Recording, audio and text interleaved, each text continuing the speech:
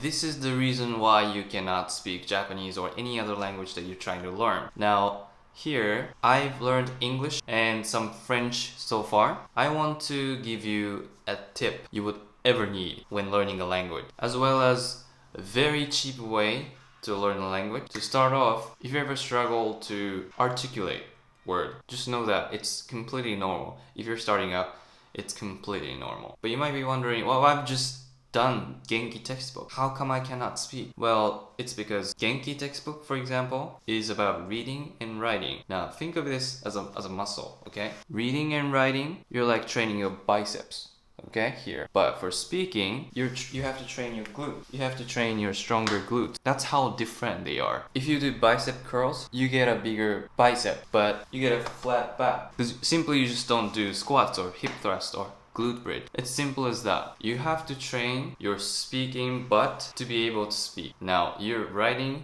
you're reading, you're training your eyes and your arms. You're not training your mouth. That's how different they are. It might help a little bit. Maybe you do like biceps and while standing, for example, you can flex your glutes like that. Maybe it might help, but it's much more effective if you train your glutes. You have a very masculine butt, you know? So it's same.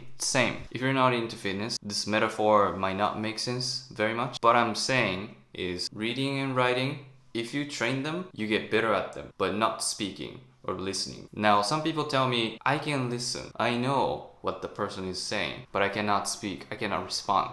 Again, you're listening, you're abdominal, alright? If you train abdominal, yeah, you get an ab. But if you want a glutes, you gotta train this glutes, different part of you. So how do I get started on speaking? Number one solution, and the only solution, is to speak. Now, I might be a Captain Obvious here, but you need to be able to find an opportunity to speak and get yourself out there. You're missing out on a lot of things. If you're living in a rural area, you might not be able to have many opportunities other than just online lessons. But if you live in a city, you are gonna find some group language exchange event in the city. If you live in Japan, if you live in Tokyo, there are plenty of English and Japanese exchange. I live in Osaka. I've been to a Spanish and Japanese language exchange 2 days ago. I had zero Spanish. I only knew hola, gracias, vamos, and adios. Those are the words all I know. But I wanted to give it a try. The method I'm trying to give you helped me gain a lot of knowledge about Spanish language. I can say something like, yo hablo francés. Correct me if I'm wrong. I am literally stumbling. Misho? I'm trying to say better. Que español. What I tried to say was, I speak French better than Spanish. And I picked up a lot of words like ole, good job, ole, cuando, when, didos, where. I'm not sure about that one completely. Salute for chin chin, cheers. Me gusta, something. And why do I pick up those vocabulary in just one night? I only stayed there like 3 hours and I remember them. Why? I just spoke with them. I just spoke with Spanish people living in Osaka, and with the correct preparation, you can learn the language very cost effectively and also very efficiently, which is to look for words that you use. Look for words that you use. What do I mean by that? If you're trying to learn Japanese, but you have zero knowledge, and assuming you're going to the international event, which there are Japanese people who speak English, what you can do is learn and remember how to say, what is this in Japanese? How do you say this in Japanese? And how to write this in Japanese, those two, alright? So before I participated in the Spanish language exchange event, what I did was I looked up the word for how do I say something in Spanish, and I still remember it. ¿Cómo se dice something en español? I asked one of the Spanish people there, ¿Cómo se dice that's all en español? And they gave me the answer. Eso es todo. Eso es todo. Correct me if I'm wrong, but eso es todo. That's all. And I asked them also, because I wanted to have a beer, right? How do I say? So, ¿Cómo se dice beer, please? And they gave me the answer. Cerveza, por favor. I remember that, but I've only been there for 3 hours. I just learned for 3 hours, but I know those phrases. I'm completely a beginner in Spanish yet still, but this is a very easy and you can put yourself out there, your pronunciation, they correct you in real time. This is very, very good because it only costed me about 3,500 yen, which is like $30, and all you can drink and you can speak to Spanish people as much as you want. Very cost effective, very efficient, and they teach you, they correct your pronunciation. Luckily, they were glad that I was learning Spanish, so they corrected my pronunciation. They told me C and Z is like TH sound in English, like the.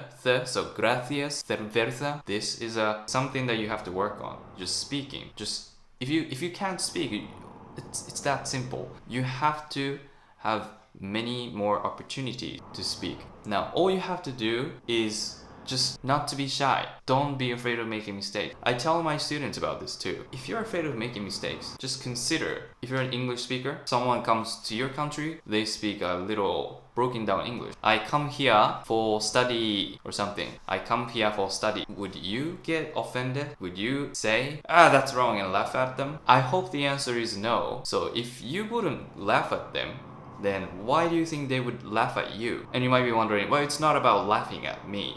Just I'm not confident. You cannot expect yourself to be confident at first. Everyone is very insecure. I learned English and French. That is why in the Spanish exchange one, I had less mental block to just ask, how did I get rid of that mental block? By experiencing, by asking. I learned the same way, the French the same way. I just learned comment dit ça, comment dit toilet en français, and they would tell me, c'est toilette, c'est similar, no, right? So it's that simple. You have to just go in, and they just gave me a lot of words like ferme ta gueule, it means like shut up, like even like those phrases I just like learning. And like I can say like, oh, les langues sont mélangées parce que je parle japonais et français,